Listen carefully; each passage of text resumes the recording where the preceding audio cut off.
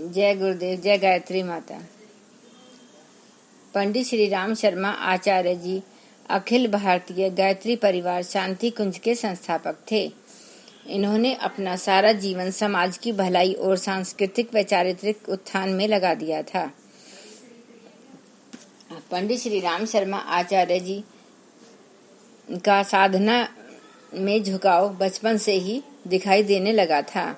जब वे अपने सहपाठियों को, छोटे बच्चों को अमराइयों में बैठाकर स्कूली शिक्षा के सुसंस्कारिता अपनाने वाली आत्मविद्या की शिक्षण दिया करते थे, वह एक बार हिमालय की ओर भाग निकले और जब लोगों ने उन्हें पकड़ा तो वह बोले कि हिमालय ही उनका घर है और वे वहीं जा रहे हैं।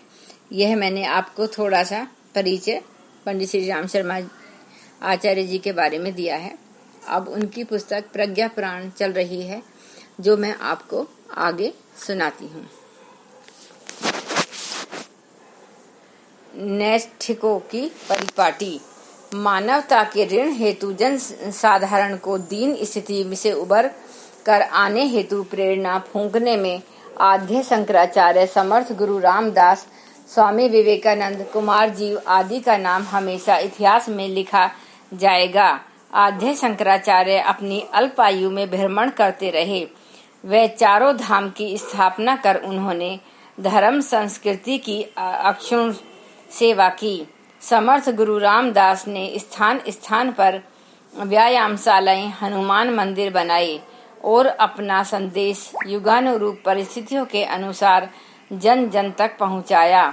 आक्रामक आतताइयों के विरुद्ध छत्रपति शिवाजी को तैयार कर उन्होंने धर्म मंच से अनीति के विरुद्ध मोर्चा लड़ा। स्वामी विवेकानंद ने अपने गुरु का संदेश भारत से लेकर विश्व भर में पहुंचाया।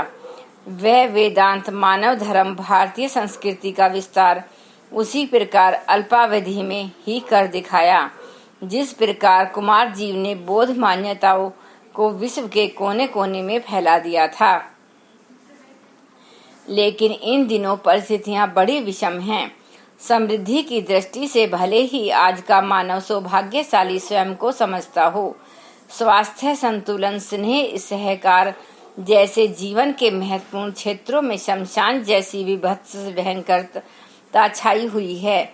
जो क्षमताएं सृजन और सहयोग में नियोजित होकर संसार में सर्वज्ञ वातावरण बना सकती थीं, वे ही एक दूसरे के को काटने में लगी हुई हैं। वह दुरुपयोग कैसे बन पड़ा, सृजन भवंस में कैसे बदल गया, इस विडंबना का एक ही कारण है, आंतरिक वरिष्ठता का अवमूल्यन।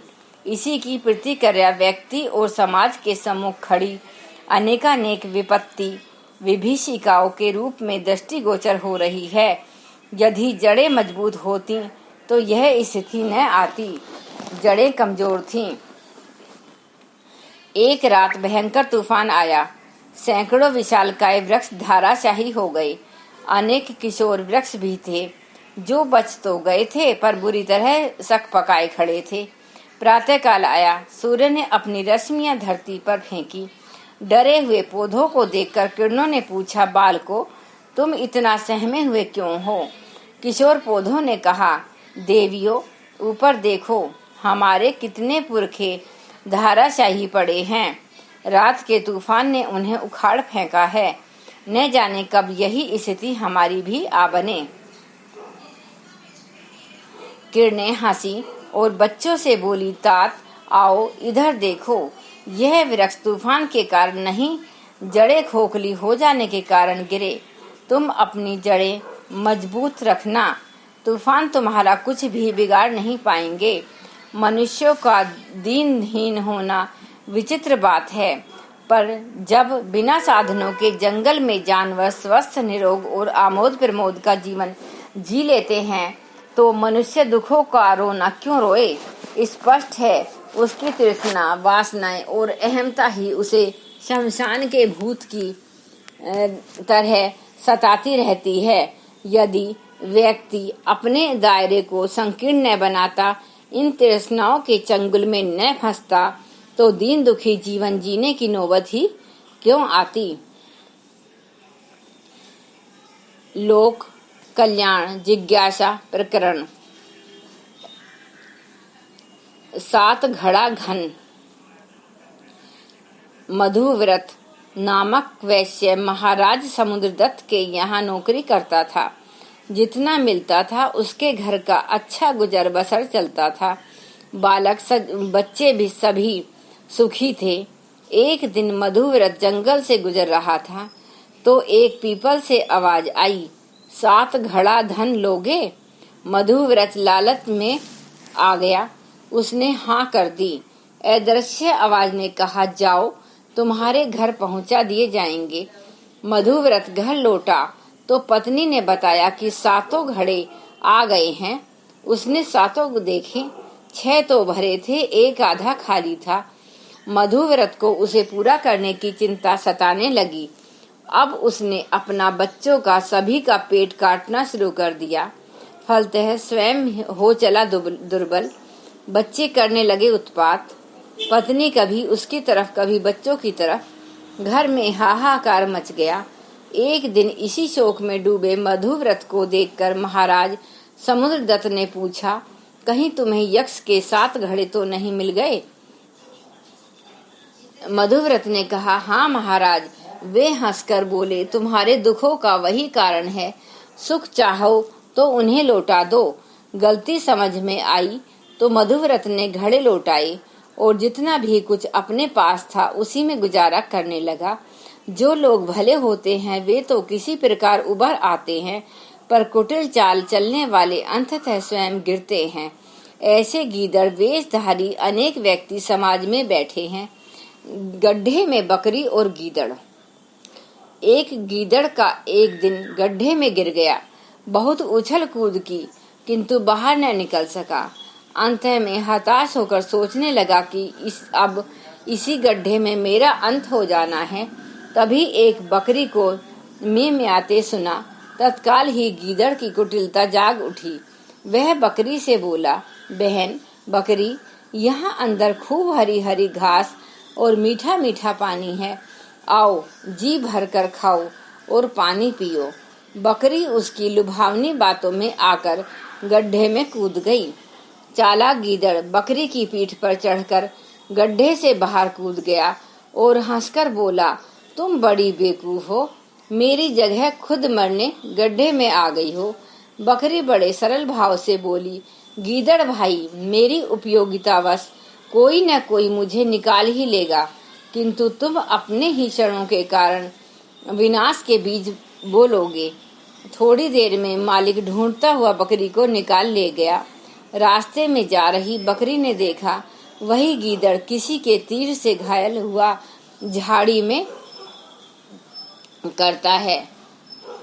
यदो मनुष्यो नात्मान मात्मनो धूर्त महरिति कृतावतोरुवल तस्य स्थितो ससोध्या मेहम क्रमेशु सुविधायुं साधने संहिता नरा विभीषिकाया नाशस्या नास्था संकट पाशिता तनिवारणे हेतोषे च कालिशे में से दलोपमे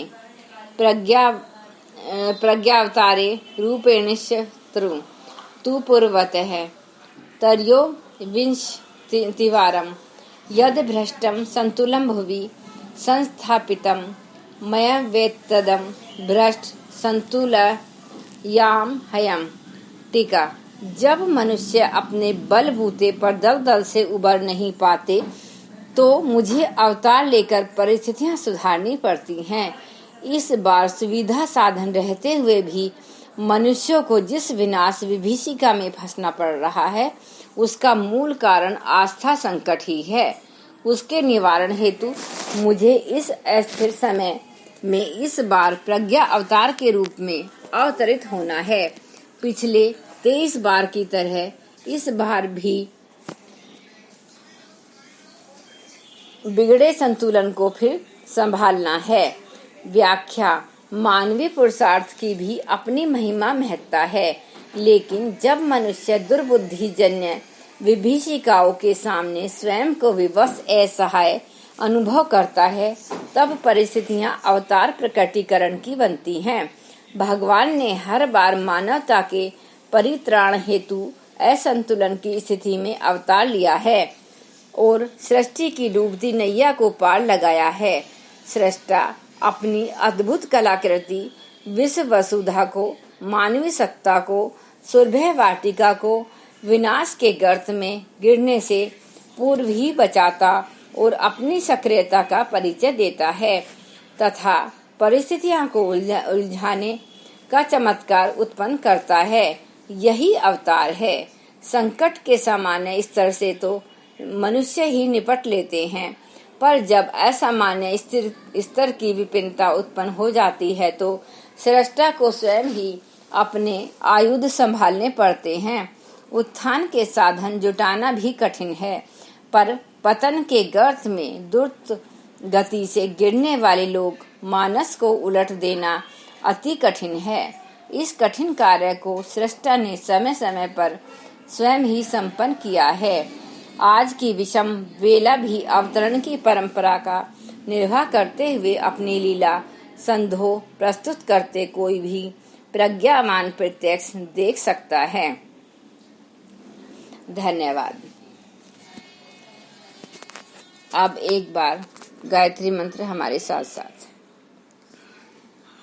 ओम भूर्भुवः स्वः तत्सवितुर्वरेण्यं भर्गो देवस्य धीमहि धियो यो न प्रचोदयात्। जय गुरुदेव, जय माता।